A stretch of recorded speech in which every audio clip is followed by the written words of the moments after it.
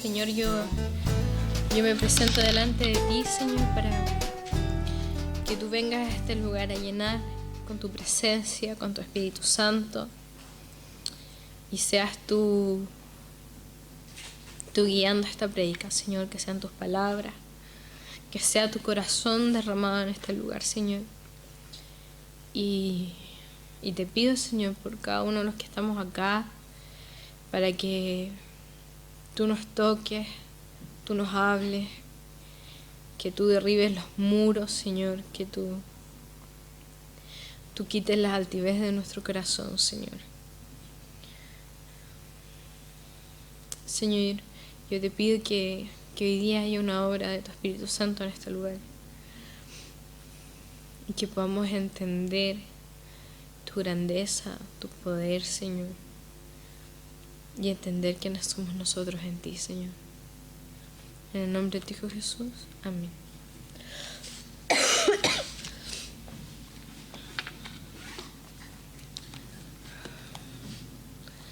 Quisiera partir un poco haciendo un pequeño recuerdo acerca de lo que fue la prédica de la semana anterior que le hizo Juanpi.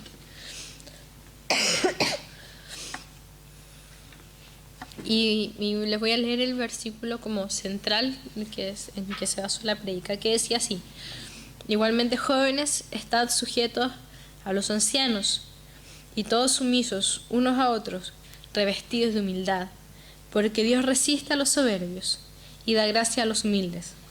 Humillaos pues bajo la poderosa mano de Dios, para que Él os exalte cuando fuere tiempo. Para mí esta prédica fue, no sé si a todos les pasó igual, pero para mí fue así como,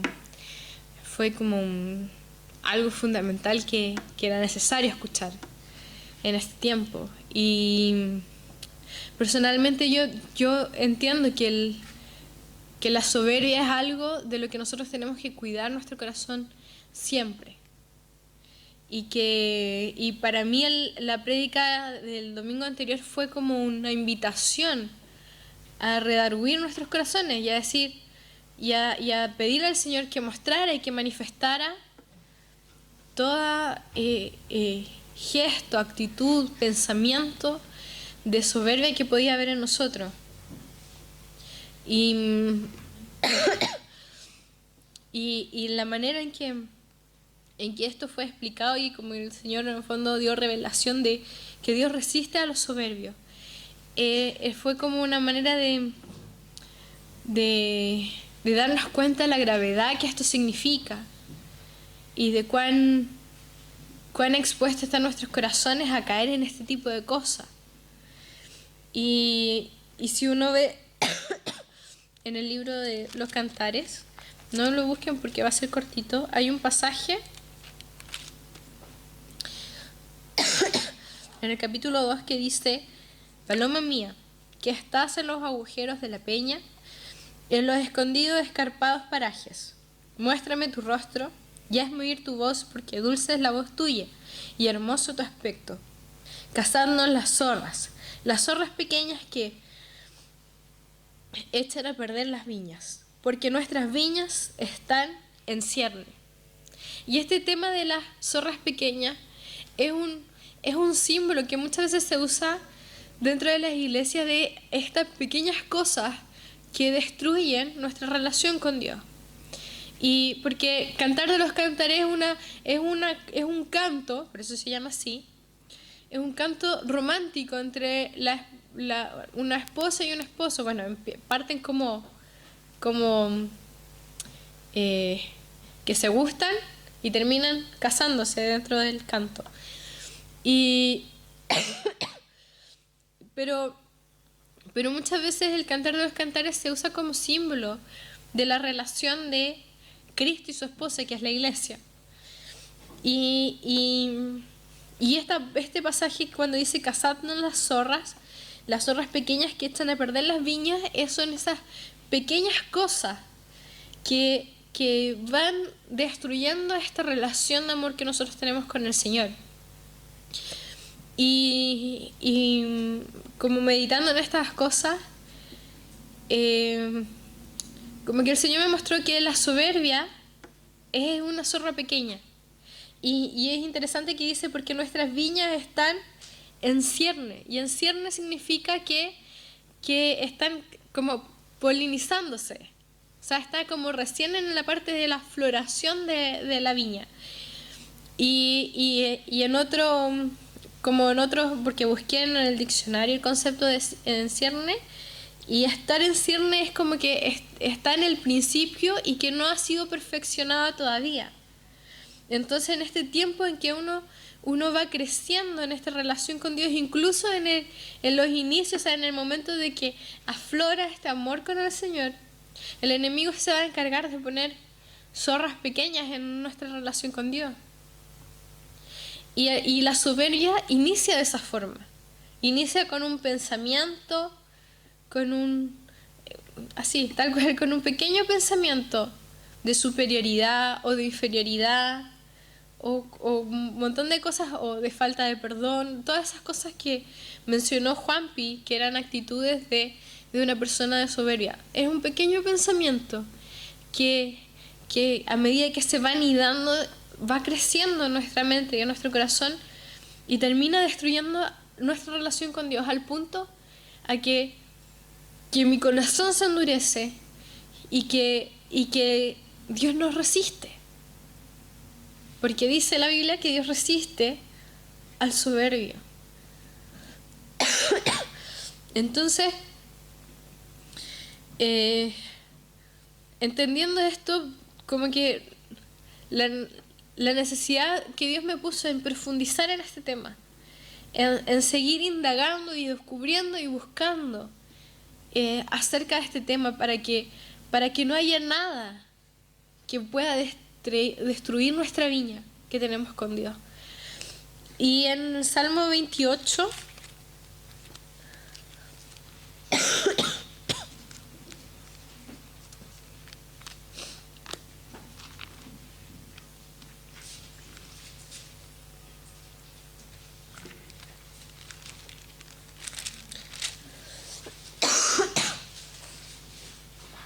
Salmo 28 vamos a leer del 1 al 3.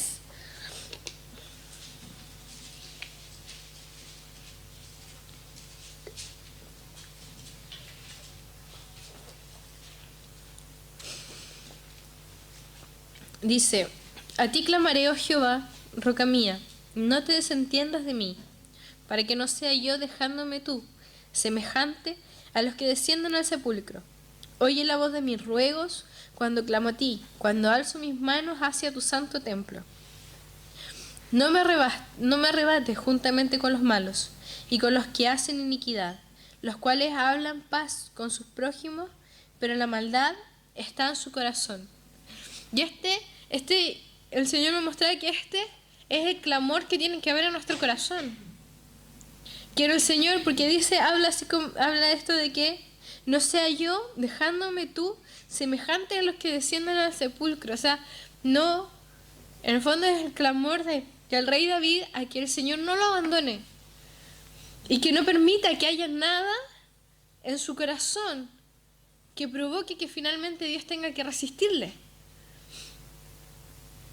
Entonces este es el clamor que tiene que haber en nuestro corazón. Este es el clamor que tiene que haber hoy día en nuestro corazón.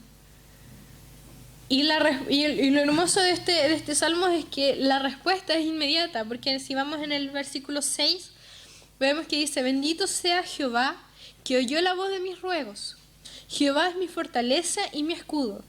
En él confió mi corazón, y fui ayudado, por lo que se gozó mi corazón, y con mi cántico le alabaré.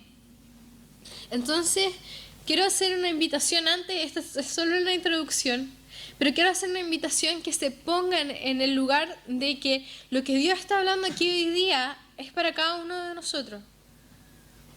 Para que no lo piensen como para el esposo o la esposa, o para el hijo, o para el papá, sino que lo pensemos para nosotros. Y que abramos nuestro corazón a que el Señor nos muestre nuestra propia soberbia. No la soberbia de las otras iglesias, no la soberbia de otras personas, sino que la nuestra, la que está en nuestro corazón.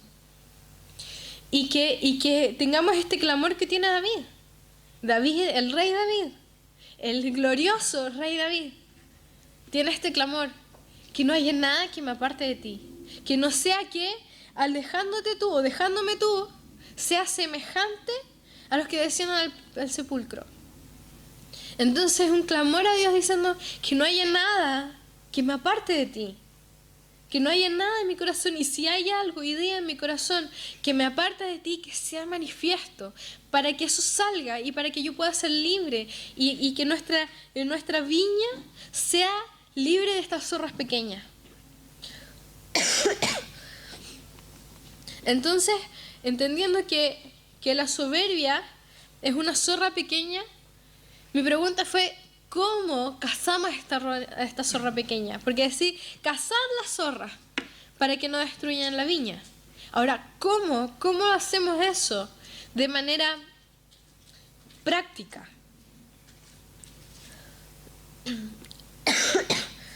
Y lo primero que el Señor me habló fue que tenemos que conocer quién es Dios.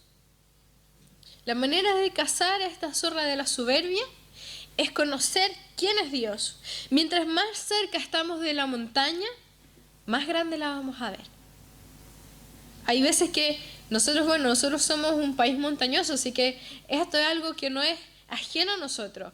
Cuando nosotros miramos a la cordillera de lejos no se ve tan grande. Pero cuando tú vas y te paras a los pies de la cordillera, te das cuenta de lo grande que es y lo imponente que es ella, ¿verdad? Lo mismo sucede con nuestra relación con Dios. Mientras más cerca estoy de Él, más inmenso lo veo. Más entiendo la magnitud y la majestad que tiene Dios delante de nosotros. Y más entendemos cuán pequeños somos delante de Él. En Números 12,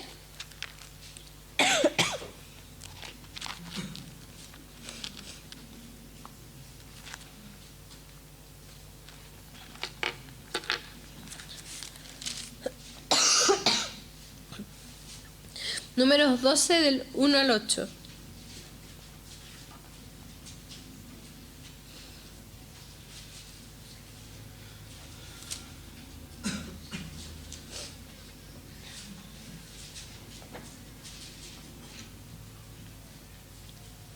Dice, María y Aarón hablaron contra Moisés a causa de la mujer cusita que había tomado, porque él había tomado mujer cusita. Y dijeron, ¿solamente por Moisés ha hablado Jehová? ¿No ha hablado también por nosotros? Y los oyó Jehová. Y aquel varón Moisés era muy manso, más que todos los hombres que había sobre la tierra. Luego dijo Jehová a Moisés, a Aarón y a María, salid vosotros tres al tabernáculo de reunión. Y salieron ellos tres. Entonces Jehová descendió en la columna de las nubes y se puso a la puerta del tabernáculo y llamó a Aarón y a María, y salieron ambos. Y él le dijo, oíd ahora mis palabras. Cuando haya entre vosotros profeta de Jehová, le apareceré en visión, en sueño hablaré con él. No así a mi siervo Moisés, que es fiel en toda mi casa. Cara a cara hablaré con él, y claramente, no por figuras, y verá la apariencia de Jehová. ¿Por qué pues no tuvisteis temor de hablar contra mi siervo Moisés? Más allá de centrarnos en la actitud de María y Aarón, quiero que veamos quién es Moisés y la descripción bíblica que hay en él, en que dice que Moisés en el versículo 3 era muy manso, más que todos los hombres que había sobre la tierra. Era muy manso, era el hombre más manso del mundo en este momento, literal, porque si es Dios quien escribe las escrituras, Él conoce a todo el mundo. No es como cuando un hombre le dice a una mujer, eres la mujer más hermosa del mundo, porque bueno, no conoce a todas las mujeres, así que eso es lo que él cree. Pero el Señor conoce a todos los hombres de la tierra, conoce sus corazones, y describe a Moisés, al hombre más manso de la tierra en ese momento. Y la mansedumbre es algo que es contrario a la soberbia. No existe el manso soberbio. Bueno, suena, ahí suena como el tremendo soberbio, pero no existe el manso, soberbio. No existe. O eres manso o eres soberbio. Porque el manso es aquel que obedece al Señor, aquel que se humilla y reconoce el señorío de Dios, y por lo tanto no puede ser soberbio. Por lo tanto, vemos que Moisés no tiene esta zorra pequeña dentro de su vida. Y luego vemos el por qué no la tiene. Y eso está en el versículo 8, que dice: cara a cara hablaré con él, y claramente, no por figuras, y verá la apariencia de Jehová. Entonces aquí vemos a Moisés, a un hombre que tiene una relación íntima, tan íntima con Dios, que habla cara a cara con él. En otros pasajes de la Biblia, Dios lo llama su amigo. Es alguien que tiene una relación profundamente íntima con Dios. Y dice: mira, yo con los profetas voy a hablar y me manifestaré en ellos en visión y en sueño. Más con Moisés yo hablo cara a cara. O sea, Moisés no estaba a la altura de los otros profetas. Él tenía una relación íntima, profundamente íntima con Dios. Y por eso Dios lo llamaba su amigo. Y si vamos a Éxodo 33...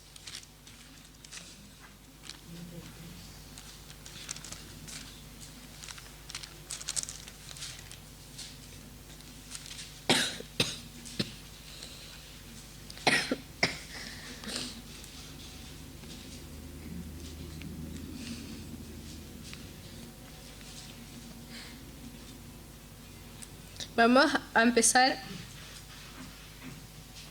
desde el 11. Dice: y hablaba Jehová a Moisés cara a cara, como habla cualquiera a su compañero. Aquí volvemos a encontrarnos con el mismo tema. Y él volvía al campamento, pero el joven Josué, hijo de Nun, su servidor, nunca se apartaba del medio del tabernáculo. Y dijo Moisés a Jehová: mira, tú me dices a mí, saca este pueblo, y tú no me has declarado a quién enviarás conmigo. Sin embargo, tú dices: yo te he conocido por tu nombre, ya has hallado también gracia en mis ojos. Ahora pues, si he hallado gracia en tus ojos, te ruego que me muestres ahora tu camino, para que te conozca y halle gracia en tus ojos. Mira que esta gente es pueblo tuyo. Y él le dijo: mi presencia irá contigo y te daré descanso. Entonces aquí podemos ver el corazón de Moisés. Vemos un hombre que necesita de la presencia de Dios y que se siente inútil o incapaz de hacer lo que Dios le está pidiendo si la presencia de Dios no va con él. Y le dice: ¿sabes qué? Si yo he hallado gracia en tus ojos, entonces tú tienes que ir conmigo. Y necesito que tú me muestres el camino y que yo te conozca más. Y noten que antes dice que hablaban cara a cara. O sea, ya lo conocía bastante. Hablaba cara a cara con Dios. Pero no es suficiente. Porque mientras uno más conoce a Dios, mientras más uno está cerca de Él, más te das cuenta de la necesidad de acercarte aún más a Él. Y es lo que le ocurre a Moisés. Y Moisés dice: yo no voy a ninguna parte si tu presencia no va conmigo. Porque él entiende la dependencia que él tiene con el Señor y que lo necesita él y que él no es capaz de nada ni de cumplir los mandatos de Dios si la presencia de Dios no va con él. Pero la conversación no termina ahí. Dice: y Moisés respondió: si tu presencia no ha de ir conmigo, no nos saques de aquí. O sea, él prefiere quedarse ahí en el desierto antes de ir a cualquier lugar sin la presencia de Dios. Y dice: ¿y en qué se conocerá aquí que haya hallado gracia en tus ojos, yo y tu pueblo, sino en que tú andes con nosotros y que yo y tu pueblo seamos apartados de todos los pueblos que están sobre la faz de la tierra? Y Jehová dijo a Moisés: también haré esto que has dicho, por cuanto has hallado gracia en mis ojos, y te he conocido por tu nombre. Vemos esta insistencia de Moisés de que asegurarse que Dios va a estar siempre con ellos y que han sido apartados para una relación íntima con el Señor, para ser guiados por Dios, para ser un pueblo especial para Dios. Pero no queda ahí Moisés. Moisés insiste, dice, entonces te ruego que me muestres tu gloria.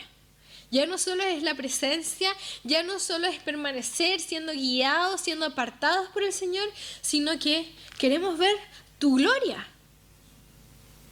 Dice, entonces te ruego que me muestres tu gloria. Y dice, y le respondió, yo haré pasar todo mi bien delante de tu rostro, y proclamaré el nombre de Jehová delante de ti, y tendré misericordia del que tendré misericordia, y seré clemente para con el que seré clemente. Dijo más, no podrás ver mi rostro, porque no me verá hombre y vivirá.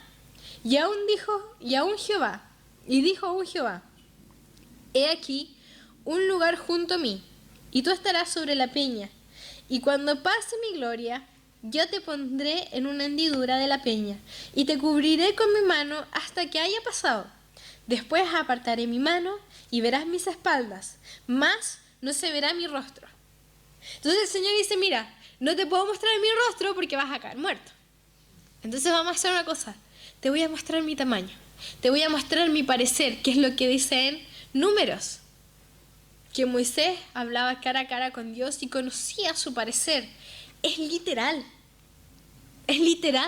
lo que se describe en Números, porque en Éxodo lo vemos como el Señor lo hizo. Entonces Moisés conocía la inmensidad de Dios, conocía su tamaño. Así tal cual como cuando tú te paras al pie de la montaña y la miras hacia arriba y entiendes cuán grande es. Moisés se paró a los pies de Dios y le vio su aspecto, conoció su espalda. ¿Cuántos pueden decir que ha conocido la espalda de Dios? Moisés puede levantar la mano. Pero cuando tú entiendes la inmensidad de Dios, cuando tú entiendes quién es Él, cuando tú clamas por este tipo de revelación, el Señor te muestra. Así como lo hacía Moisés, pero vemos el hambre de Moisés. Si no hay hambre por conocer, por tener intimidad con Dios, por ver su gloria, no lo vas a ver. Pero vemos acá el hambre de Moisés, de decir, yo quiero ver tu gloria. Yo quiero que tu presencia vaya conmigo, yo quiero tu dirección, yo quiero ser apartado por ti. Apartado, santificado, es lo mismo. Ser santificado por ti, para que haya una diferencia entre el pueblo que no es tuyo y yo. ¿Cuál es la diferencia entre nosotros y el mundo? Que somos apartados por el Señor, que somos santificados, que tenemos su presencia, que conocemos su gloria. ¿Es esa la diferencia? ¿La es realmente, literal? ¿En el hecho lo es? Porque eso debería ser, según este pasaje. Y guardamos nuestro corazón de la soberbia cuando podemos pararnos a los pies de Dios y mirar su aspecto y darnos cuenta cuál pequeños somos delante de Él y que Él es Dios, Señor y Creador de todo. Y que nosotros somos simplemente pequeñas criaturas delante de Él, que nos ha dado el privilegio de ser hijos de Dios, que nos ha coronado, nos ha puesto por sobre los ángeles, pero por misericordia y gracia, no porque merezcamos algo. Pero eso no lo entendemos si no conocemos quién es Él.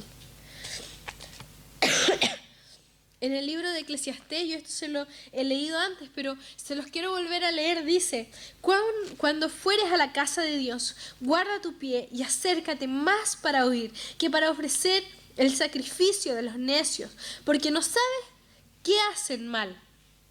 No te des prisa con tu boca ni tu corazón se apresura a proferir palabra delante de Dios, porque Dios está en el cielo y tú sobre la tierra. Por tanto, sean pocas tus palabras, porque de la mucha ocupación viene el sueño, y de la multitud de las palabras la voz del necio. Cuando a Dios hace promesas, no tardes en cumplirlas, porque Él no se complace en los insensatos. Cumple lo que prometes. ¿Cuántas veces te acercas a Dios con esta reverencia? Esto es lo que dice Dios. O sea, cuando tú entres a su casa, cuando tú entres a su presencia, esta es tu reverencia. Pero ¿te acercas a Dios con esta reverencia? ¿Cuántas veces vas y oras delante de Dios con este nivel de reverencia? Y no se trata de ser impersonal, porque tú puedes ser íntimo y puedes ser personal teniendo reverencia delante de Dios como Moisés. Mira a Moisés, hablaba cara a cara como un amigo, como dice acá que hablaba cualquiera a su compañero, pero lo hacía con reverencia porque entendía quién era Dios. Si no hay esta reverencia en tu corazón, simplemente es porque no estás entendiendo y no has conocido quién es el Señor y necesitas revelación, pero necesitas tener hambre de esa revelación.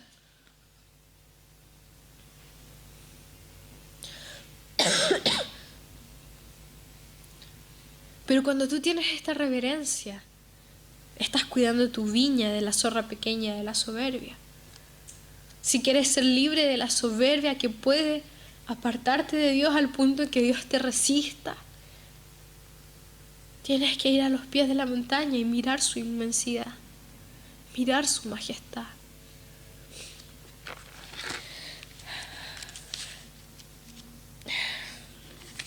Quiero que vayamos al libro de Job, capítulo 40.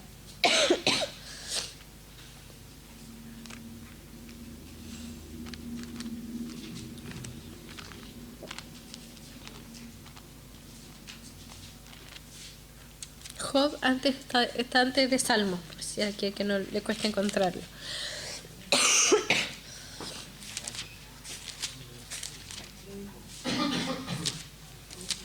Job, capítulo 40. Versículo 6 al 14.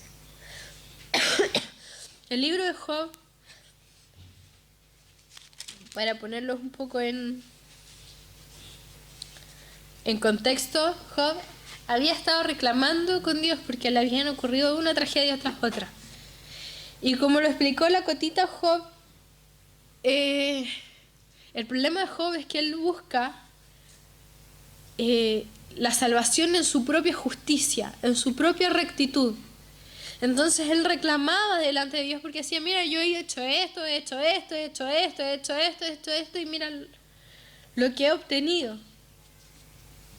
Y él está en una posición de soberbia porque él se está justificando en su rectitud, en su justicia, en vez de buscar la salvación en Cristo.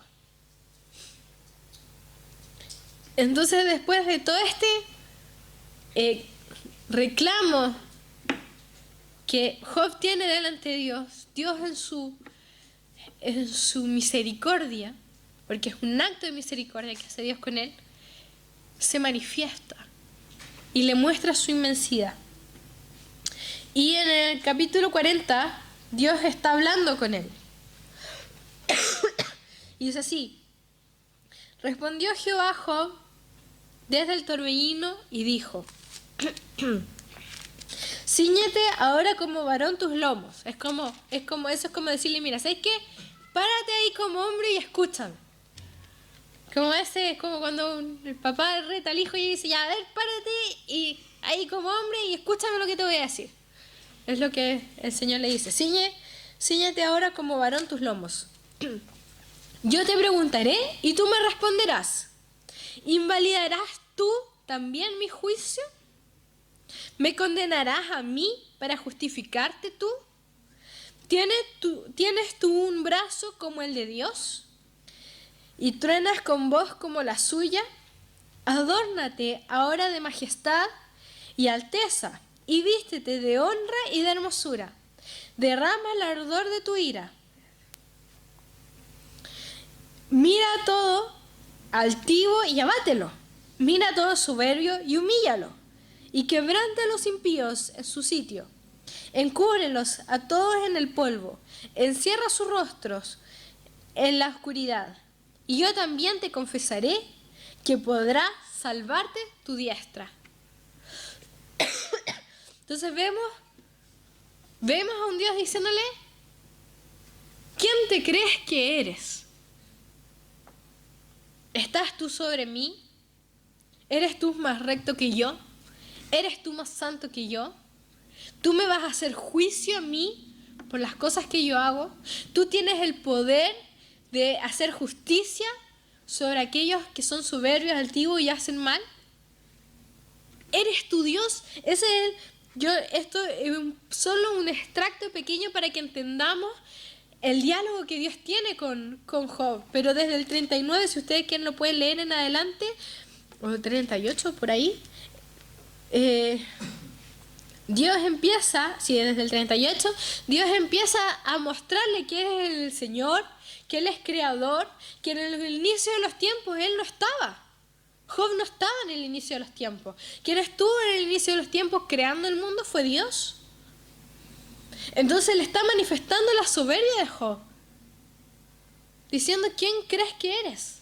Delante de Dios, ¿quién estás hablando? Y la respuesta de Job, cuando Dios le muestra su inmensidad, de que Él es Señor y Creador, Dios justo, santo, sublime, la respuesta de Job en el capítulo 42 es la siguiente. 42, versículo 1. Dice: respondió Job a Jehová y dijo: yo conozco que todo lo puedes y que no hay pensamiento que se esconda de ti. ¿Quién es el que oscurece el consejo sin entendimiento? Por tanto, yo hablaba de lo que no entendía, cosas demasiado maravillosas para mí que yo no comprendía. Oye, te ruego y hablaré, te preguntaré y tú me enseñarás. De oídas te había oído, mas ahora mis ojos te ven. Por tanto me aborrezco y me arrepiento en polvo y ceniza. Vemos el cambio del corazón de Job al encontrarse con Dios mismo, al entender su majestad, al entender su inmensidad. Hay un corazón que abandona su soberbia y se humilla delante de Dios y reconoce quién es Él. Y ya no es levantando el puño, rehaciendo sus reclamos delante de Dios, sino que es diciendo: enséñame para que yo pueda aprender. Háblame y yo te escucharé. Entonces esto es lo que sucede cuando nosotros dejamos que Dios se nos revele y nos muestre su inmensidad, su majestad. De esta manera nosotros guardamos nuestro corazón de la soberbia. De esta manera nosotros cazamos a la zorra pequeña de la soberbia. Entonces, ¿cuánto conoces tú la inmensidad de Dios? ¿La conoces? ¿La conoces intelectualmente? Puedes hablar de ella, pero ¿la conoces? Porque Job decía: yo hablaba de lo que no entendía. Cosas demasiado maravillosas para mí. Entonces puedes a lo mejor hablar de ello, pero ¿lo entiendes? ¿Impacta tu vida? ¿Transforma tu vida? ¿Te mantiene humilde delante de Él el entender su inmensidad? Porque si no, es porque no has tenido revelación de eso. Y necesitas esa revelación para guardar tu corazón de la soberbia.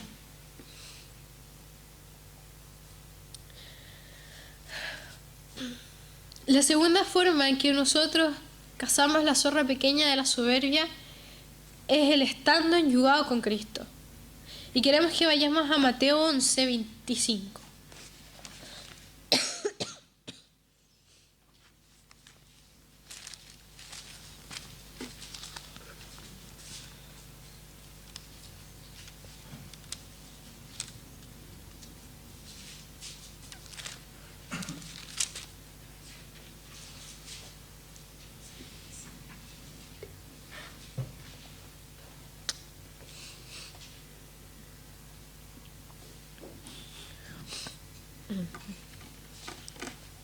Dice: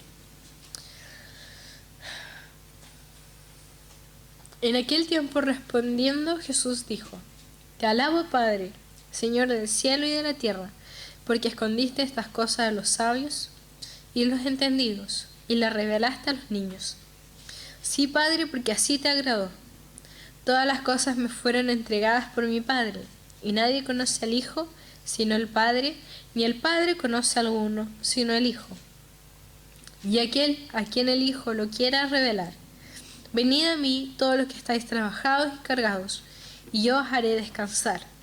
Llevad mi yugo sobre vosotros, y aprended de mí, que soy manso y humilde de corazón, y hallaréis descanso para vuestras almas. Porque mi yugo es fácil y ligera mi carga. Si nos fijamos acá está hablando de la revelación. Si se dan cuenta, hay una unidad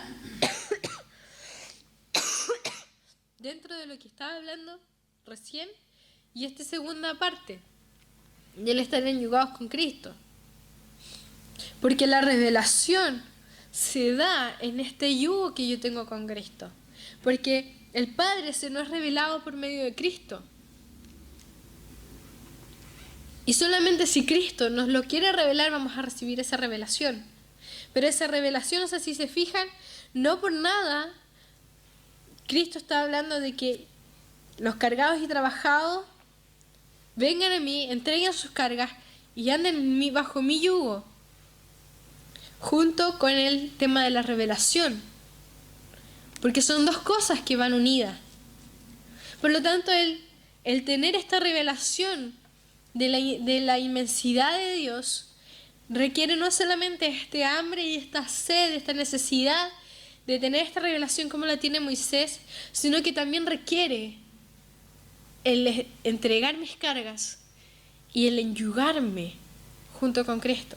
El yugo, para aquellos que no saben, es un fierro, un palo, una cosa así que se pone, que une a dos bueyes y que se usa para que los bueyes caminen juntos en una misma dirección. Ese es el yugo.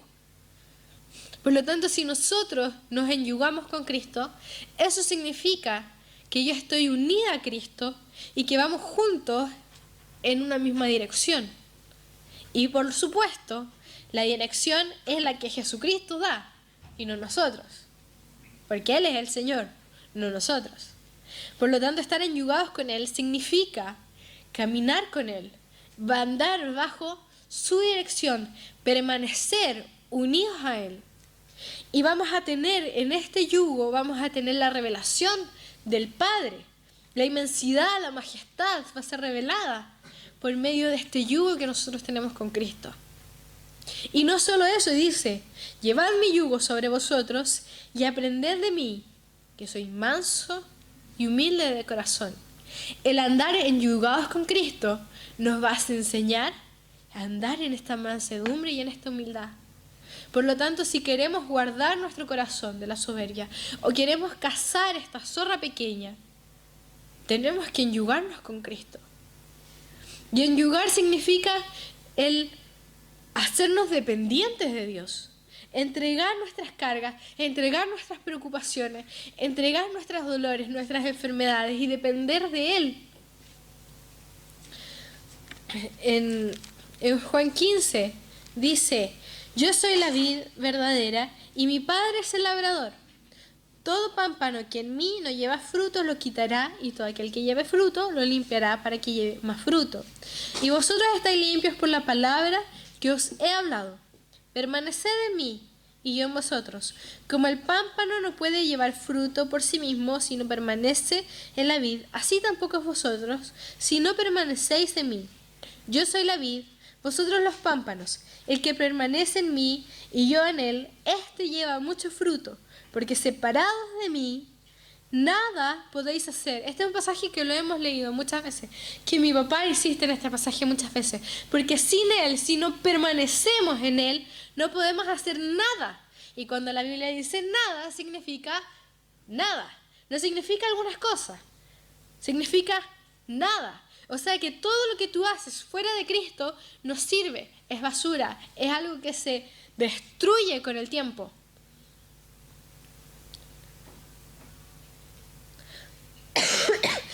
Y Y esta de permanecer en Cristo es un círculo virtuoso. Porque mientras tú más permaneces en Él, más te das cuenta de cuánto lo necesitas y más quieres permanecer en Él. Y así vas girando en un círculo virtuoso que nunca acaba, porque mientras más permaneces, más necesidad hay de permanecer. Y por eso dice que el Señor va a limpiar sacar los frutos y limpiar el pámpano para que dé más fruto. Porque es un pámpano que no va a dejar nunca de dar frutos si permanece en Cristo. Entonces, la segunda manera en que nosotros nos mantenemos libres de la soberbia es en esta permanencia con Dios y en esta conciencia de que lo necesito, de que sin Él no puedo hacer nada, que sin Él mi vida es inútil, tal cual como lo decía Moisés. Si tu presencia no va conmigo, yo no voy. Y no porque fuera rebelde, sino que yo no soy capaz sin ti de llevar a este pueblo. Es ese sentimiento de incapacidad sin Cristo. Somos capaces, todo lo puedo con Cristo que me fortalece. Pero sin Cristo soy incapaz, soy un inútil, nada puedo hacer sin Él. Y eso nos enseña a andar en la humildad y en la mansedumbre de Cristo. En ese corazón obediente que se somete a Dios en todo tiempo, en todo lugar. Porque entiende su necesidad de Dios.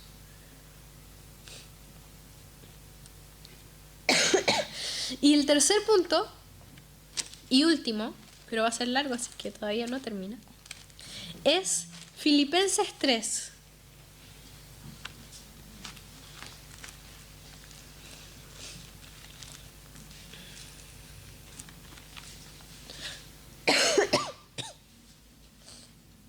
Filipenses 3 del 4, vamos a leer.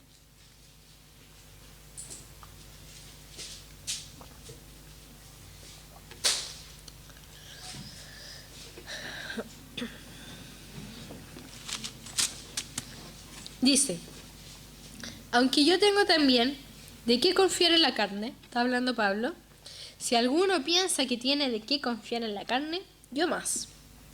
Circuncidado al 8º día, del linaje de Israel, de la tribu de Benjamín, hebreo de hebreos, en cuanto a la ley, fariseo, en cuanto a celo, perseguidor de la iglesia, en cuanto a la justicia, que hacen la ley, irreprensible. Pero cuántas cosas eran para mi ganancia, la he estimado como pérdida, por amor de Cristo. Ciertamente aún estimo todas las cosas como pérdida, por la excelencia del conocimiento de Cristo Jesús, mi Señor, por amor del cual lo he perdido todo y lo tengo por basura, para ganar a Cristo.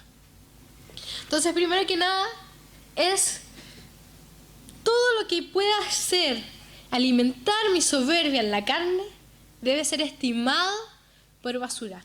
Todo lo que me pueda hacer creer que yo puedo alcanzar salvación por mi propia justicia, debe ser estimado como basura. Y es lo que plantea aquí Pablo, porque él dice, o sea, si yo quisiera ser justificado por la ley, yo podría creerme salvo. Porque era fariseo, era judío de la tribu de Benjamín, hebreo de hebreos, cumplidor de la ley. Pero en Romanos 7 vemos que él tenía una lucha interna en su corazón. Cumplía la ley, pero su corazón era esclavo del pecado. Sin embargo, si él dependiera, su salvación dependiera de su carne, él podría haberse creído salvo, lo que no significa que haya sido salvo en su carne. Pero habría podido llenar su corazón de soberbia creyéndose salvo, como lo creía Job cuando le reclamó a Dios.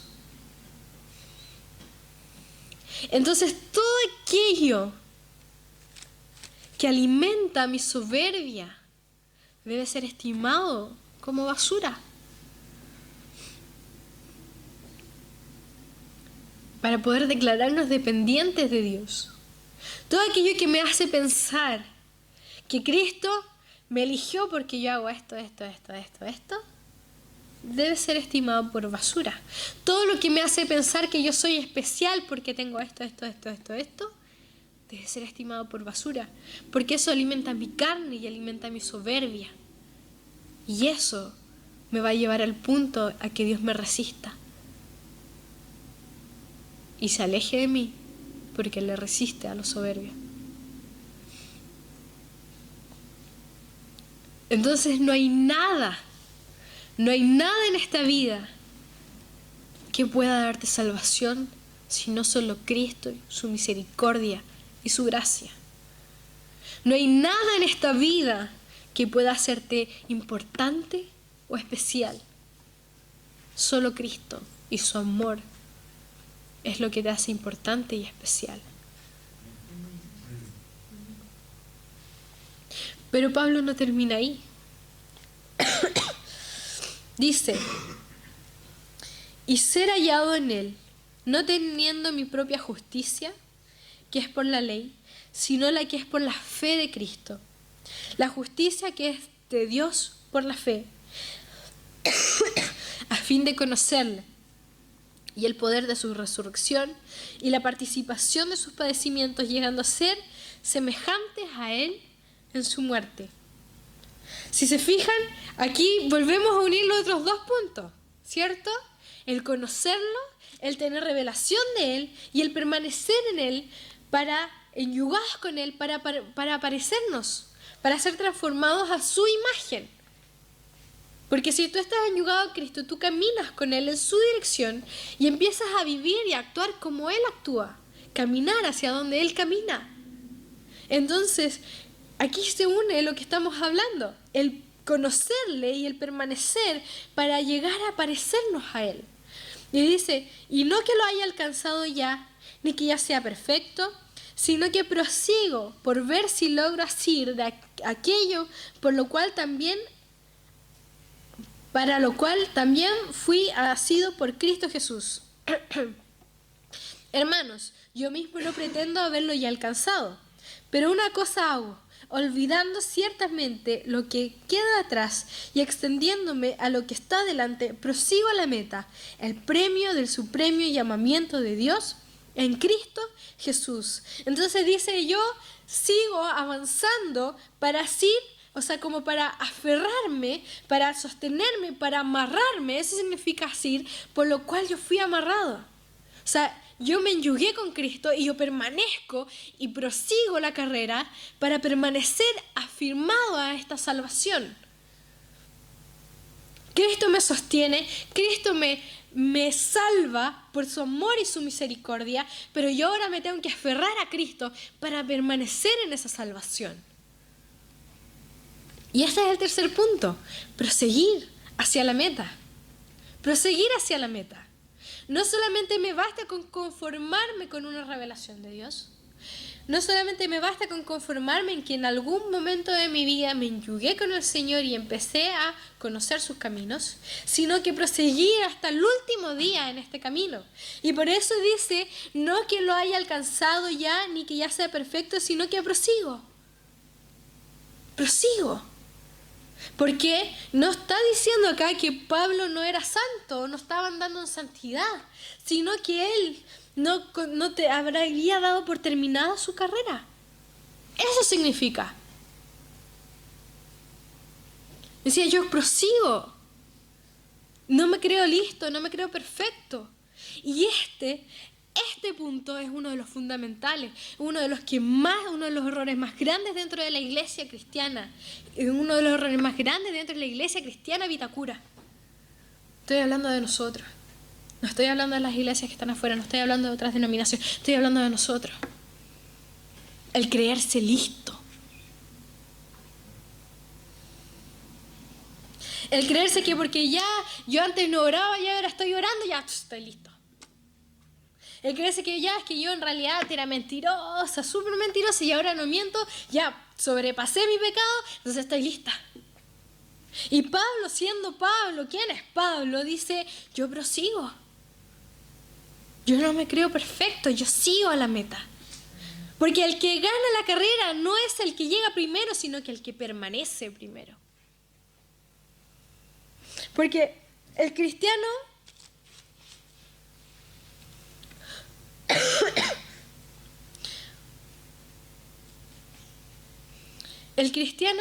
corre esta carrera como si fuera una carrera de 200 metros. Yo me he encontrado con muchos cristianos, o muchas personas, mejor dicho, que creen que la carrera del cristianismo es una carrera de 200 metros.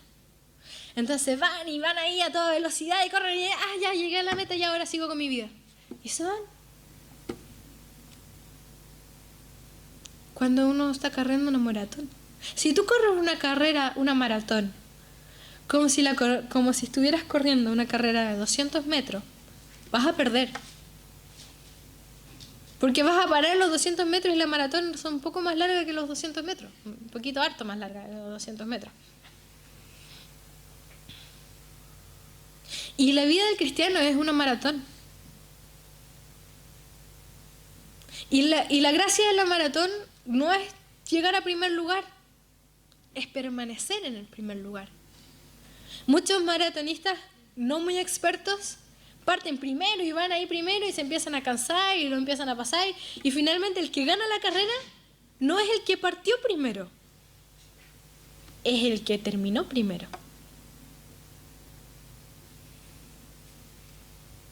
Por lo tanto, la gracia de esta carrera es proseguir hasta la meta, es permanecer, es perseverar. Y por eso dice, hermanos, yo mismo no pretendo haberlo ya alcanzado, pero una cosa hago, olvidando ciertamente lo que queda atrás y extendiéndome a lo que queda adelante, prosigo a la meta. Olvido lo que queda atrás. Y este tiene dos significados, olvidarse lo que queda atrás. Olvido las heridas de mi pasado, el pecado de mi pasado, lo que me hicieron mis padres, mi hermano, mi esposo, mi no sé qué, mis hijos en el pasado, y miro hacia adelante. Porque muchos cristianos se quedan viendo sus heridas y lamiéndose la herida, no, pero es que mi vida es difícil porque mi papá y mi mamá y mi hermano y el esposo, y ahí está permaneciendo en su pasado, lamiéndose su herida, lamentándose que mi vida es dura porque mira todo lo que viví, todo lo que me pasó. Y Pablo dice, no, el Señor te muestra, te sana, te limpia para que mires hacia adelante, para que veas hacia la meta, para que prosigas esta carrera y no te rindas. No para que te quedes lamiendo tus heridas como un gato.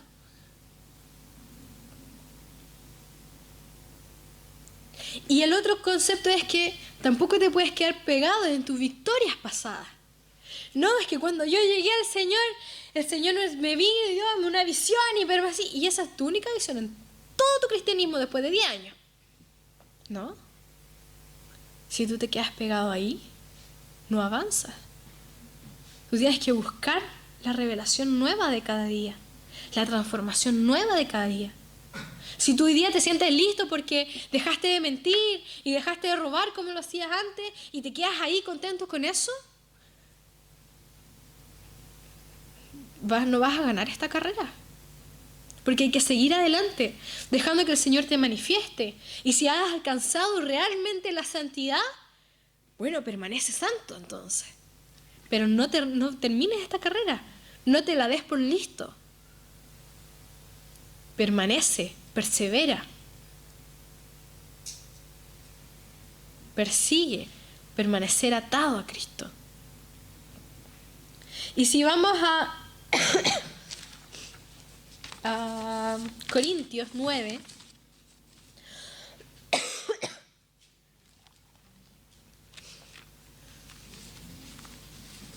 Corintios 9, 1 Corintios 9, perdón.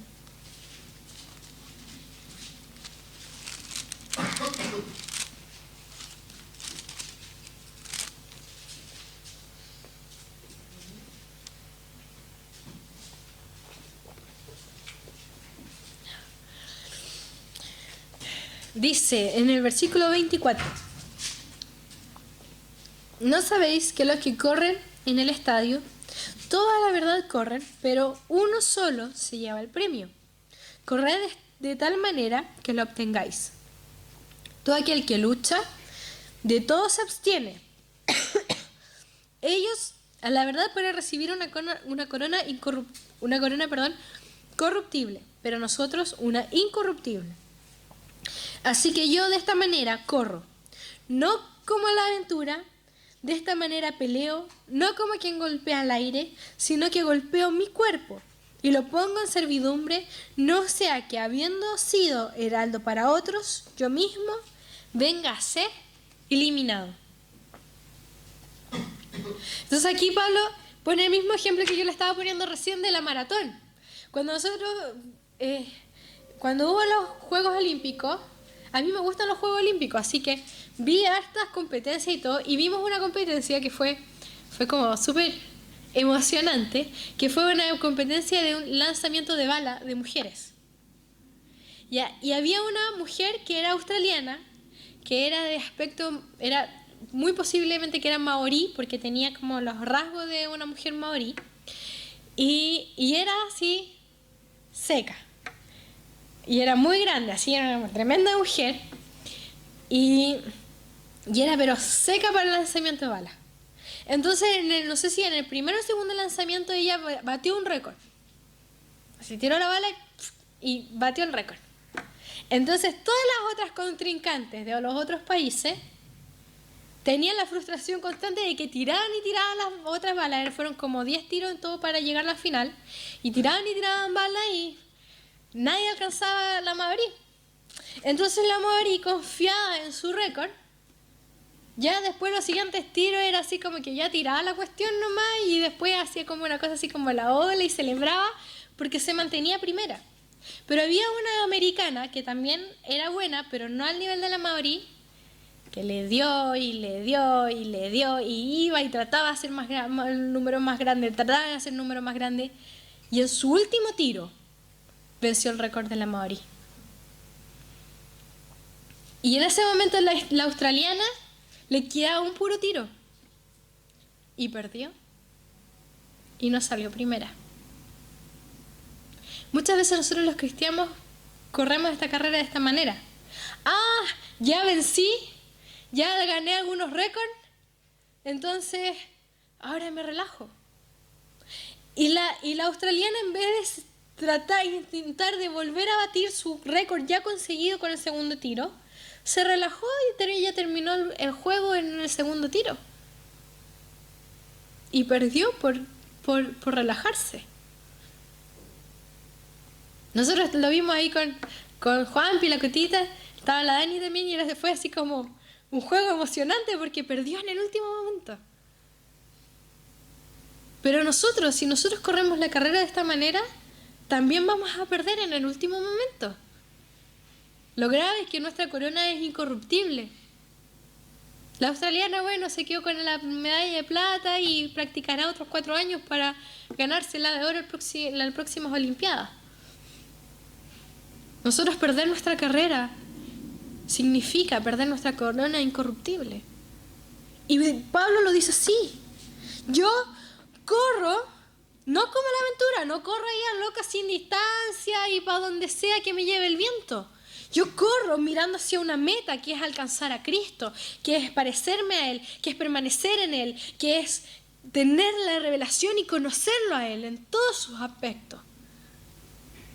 Corro con una meta y corro hacia esa meta. Entonces no corre a la aventura. Y dice, sino que golpeo mi cuerpo, y no literal como lo hacían antiguamente en algunas religiones, que se pegaban latigazos para hacer para golpear a su carne, sino que él golpea su carne, golpea su soberbia, golpea todo aquello que pueda alejarlo de Dios, todo aquello que pueda alimentar la soberbia de su corazón. Él lo golpea. ¿Para qué? Y lo pone en servidumbre, o sea, se humilla, se somete delante de Dios. Lo reconoce a Él como Señor y está ahí en servicio, padeciendo cárcel y persecución en nombre de Cristo. Y gozándose en aquella persecución porque sabe que tiene una meta, que es llegar a la vida eterna, a parecerse a Cristo, a estar con Él.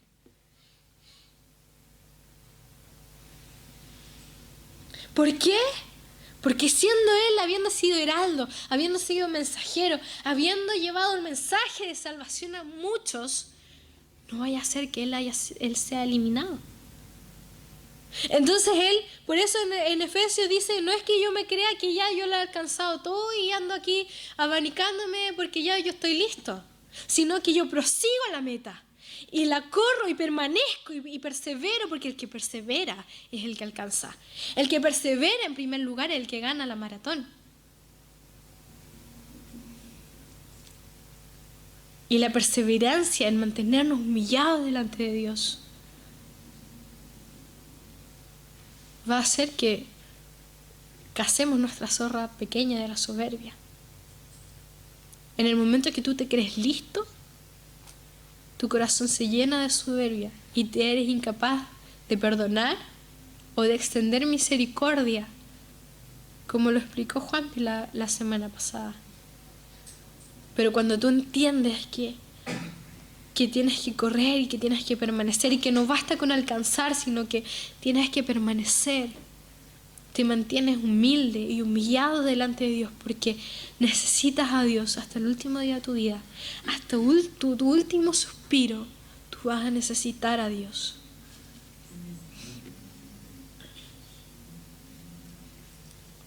Y si esto es así, si permanecemos así, si tenemos esa unidad, esa intimidad que tenía Moisés con Dios, si nos unyugamos con Cristo y si permanecemos en esta carrera, permanecemos y perseveramos en este yugo con Cristo, vamos a tener el privilegio de declarar lo que declaraba Pablo en Timoteo, segunda de Timoteo.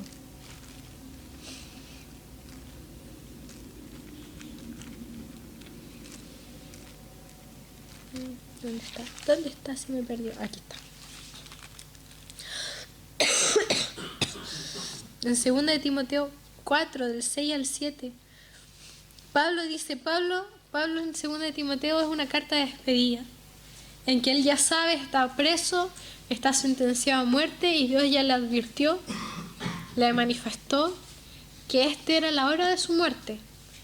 Y le dice, porque yo ya estoy para ser sacrificado, literalmente. Y el tiempo de mi partida está cercano. He peleado la buena batalla, he acabado la carrera, he guardado la fe. Por lo demás, me está guardada la corona de justicia, la cual me dará el Señor, juez justo en aquel día. Y no solo a mí, sino a todos los que aman su venida.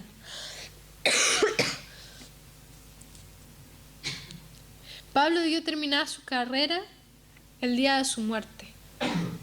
Él ahí dijo, he perseverado hasta el fin, he permanecido y he ganado la batalla.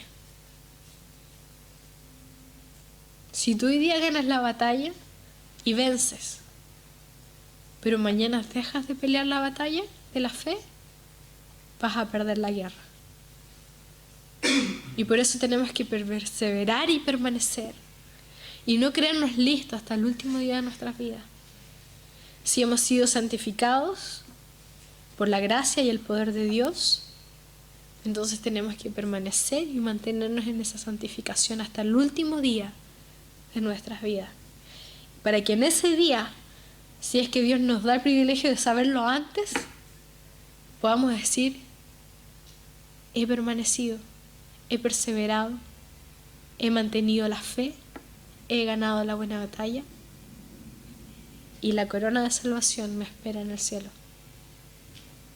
Amén. Pueden ponerse de pie.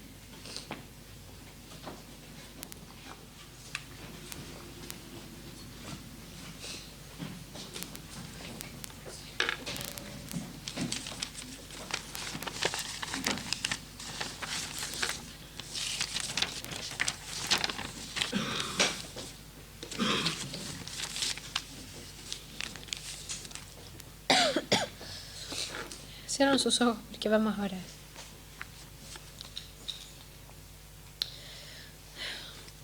Señor, yo pido que en este momento traigas revelación acerca de esta palabra, Señor. Y Señor, que podamos hoy día salir de casa y agarrar a esa zorra pequeña que puede estar destruyendo nuestra relación contigo. Muestra todo pensamiento, toda actitud de soberbia, Señor, en nuestro corazón. Trae revelación ahora, aquello que te ofende a ti, aquello que está destruyendo nuestra relación contigo sin ni siquiera darnos cuenta. Esas pequeñas cosas que pueden alejarnos de ti eternamente. Yo pido que la manifiestes ahora en el nombre de Jesucristo. Y ven y salgamos juntos, tú y yo, Señor, a cazar estas zorras pequeñas, a destruir las fortalezas que nos apartan de ti, la soberbia que nos aparta de ti, Señor. Y Señor, enséñanos a pelear esta batalla, a correr esta carrera, como tú la corres, Señor. Que seas tú corriendo esta carrera, Señor. Y que nosotros permanezcamos enyugados a ti, corriendo junto contigo. Gracias, Señor.